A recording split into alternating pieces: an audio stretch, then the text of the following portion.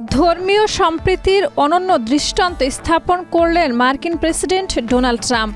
দ্বিতীয় মেয়াদে প্রেসিডেন্ট হিসেবে মধ্যপ্রাচ্য সফরের অংশ হিসেবে শেখ জায়েদ গ্র্যান্ড মসজিদ পরিদর্শন করে আলোড়ন সৃষ্টি করলেন বিশ্বে। এটি প্রেসিডেন্ট হিসেবে জনসম্মুখে তার প্রথম কোনো মসজিদ সফর।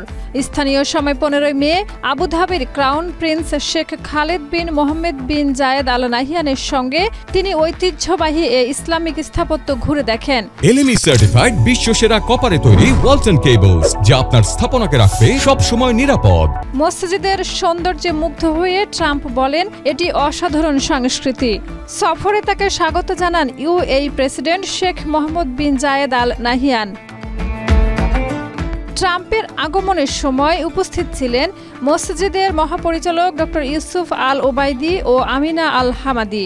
এই সফরে তার সঙ্গে ছিল পারিবারিক ব্যবসা ও বিনিয়োগ সংক্রান্ত বিভিন্ন আলোচনা, যার মধ্যে ইউএই এর বিনিয়োগ ফান্ডের সঙ্গে যুক্ত একটি $2 বিলিয়ন ক্রিপ্টো প্রকল্পও রয়েছে।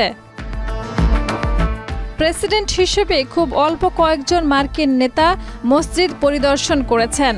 তবে 2016 সালের প্রচারে মসজিদ নিয়ে বিতর্কিত মন্তব্য করেছিলেন প্রেসিডেন্ট ডোনাল্ড ট্রাম্প।